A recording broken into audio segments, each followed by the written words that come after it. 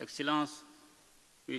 Zhao Leji, membre du comité permanent du bureau politique du comité central du Parti communiste chinois et président du comité permanent de l'Assemblée populaire nationale de Chine, et président de la présente session de haut niveau sur la gouvernance. Mesdames et Messieurs, à l'entame de mon propos, je voudrais rendre hommage à son Excellence M. Xi Jinping, président de la République populaire de Chine, ainsi qu'au gouvernement et au peuple chinois pour l'accueil chaleureux et les marques de considération dont nous sommes l'objet depuis notre arrivée en République populaire de Chine. Je tiens également à exprimer toute la gratitude de la délégation malienne pour l'invitation aimable que nous ont adressée leur Excellence, les co-présidents du 9e Forum de coopération sino-africaine FOCAC. Et c'est un honneur pour nous de participer à cette rencontre d'envergure qui symbolise la force des relations entre l'Afrique et la République populaire de Chine.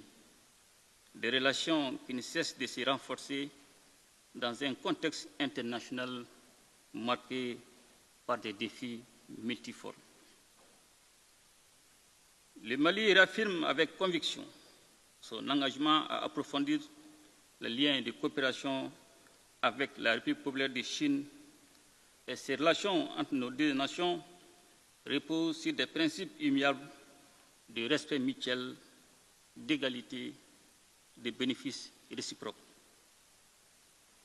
Nous saluons particulièrement la sincérité et la stabilité de ces liens bâtis sur le respect de la souveraineté de chacun et la non-ingérence dans les affaires intérieures.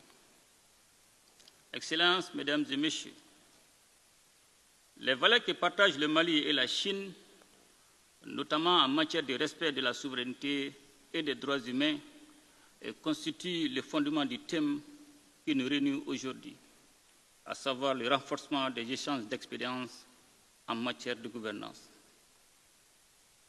Une gouvernance véritable ne peut se réaliser que dans un cadre où les autorités et le peuple exercent pleinement leur souveraineté, sans interférence extérieure.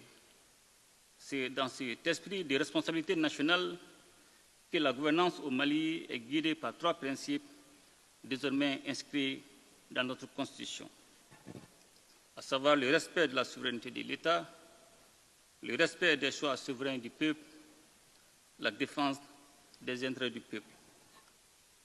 Pendant longtemps, sous le prétexte de promouvoir la bonne gouvernance, nos États ont été soumis à des dictats par des puissances impérialistes, facilitant ainsi l'exploitation sans retenue de nos ressources.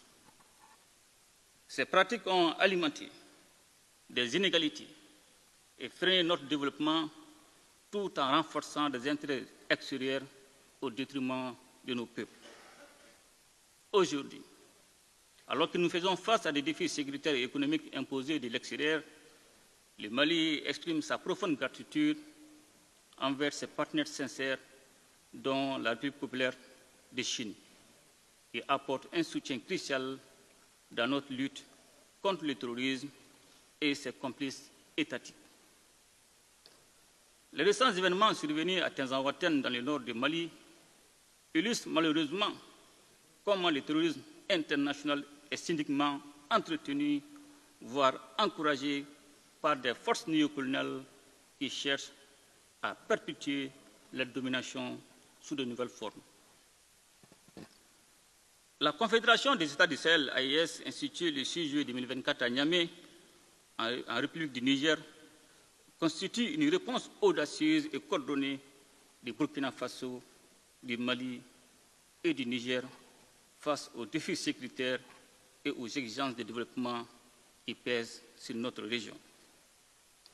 Cette alliance stratégique que j'ai l'honneur de présider pour son premier mandat s'inscrit dans une vision panafricaine et résolue à défendre et à promouvoir les intérêts communs de nos nations. Elle témoigne de notre détermination collective à construire une architecture sécuritaire à la hauteur des menaces dans l'espace et l'AES, condition fondamentale du développement et de l'épanouissement de nos peuples. Excellences, Mesdames et Messieurs, abordant à présent le second élément du thème de notre conférence de haut niveau, je suis heureux de partager avec vous l'expérience et les bonnes pratiques observées par le Mali dans le cadre des voies de la modernisation. Et cette modernisation est la conséquence naturelle et positive des réformes lorsque celles-ci sont réalisées en tenant compte, comme c'est le cas au Mali, du respect de la souveraineté, des besoins vitaux et des intérêts des populations que nous servons. C'est ainsi que des mesures importantes ont été prises dans divers domaines de la vie publique, notamment la gouvernance politique et électorale, avec la révision de la loi électorale pour adapter les mécanismes de vote aux réalités et nécessités de l'ère. La réforme de la gouvernance vise également à améliorer la gouvernance économique, qui est passée par la relecture des textes relatifs aux industries extractives en vue d'une meilleure gestion de nos ressources naturelles pour le développement de nos pays et le bien-être. Je dirais même le bien-être de nos populations. Dans un autre domaine, afin de rapprocher notre administration publique des usagers, j'ai décidé de lancer un vaste programme de digitalisation de l'administration publique, en privilégiant la transparence dans les procédures, la diminution des coûts, mais surtout les droits des citoyens. Excellences, Mesdames et Messieurs, le Mali est fermement convaincu que dans les fondements d'une gouvernance authentique repose sur une indépendance véritable, une souveraineté totale et une pleine appropriation nationale des leviers stratégiques de la vie de la nation. Et c'est avec cette vision que les réformes courageuses et profondes ont été entreprises, répondant ainsi aux aspirations légitimes exprimées par le peuple lors des assises nationales de la refondation et du dialogue intermalien.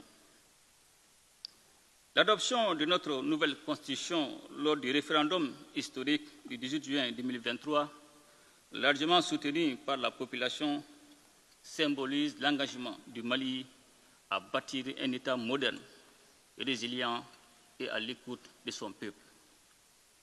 Ces réformes décisives qui marquent notre volonté profonde de refonder l'État ont été réalisées grâce à la mobilisation collective des Maliennes et des Maliens aux côtés des autorités de la transition. Cette dynamique dénote une approche inclusive et durable sur fond d'un large consensus national dans le processus de refondation.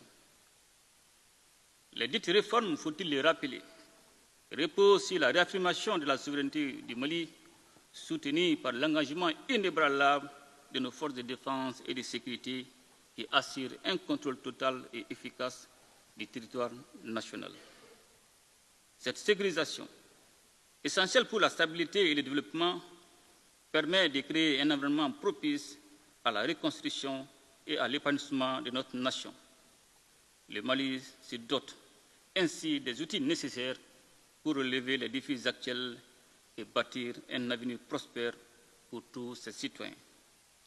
Excellences, Mesdames et Messieurs, je voudrais, pour conclure, renouveler la profonde gratitude du peuple et du gouvernement malien envers la République populaire de Chine pour son appui indéfectible, en particulier dans le domaine de la stabilité, de la paix, de la sécurité et du développement. Le Mali reste résolument déterminé à approfondir et à fortifier ses relations avec la Chine ainsi qu'avec tous les partenaires qui partagent les mêmes valeurs de respect de souveraineté et de coopération réciproquement bénéfique. Vive la coopération sino-africaine, vive l'amitié entre nos peuples. Je vous remercie. Very much, President Mbeka, for your small and pleasure to Excellency President Joseph Makai of the Republic of This forum also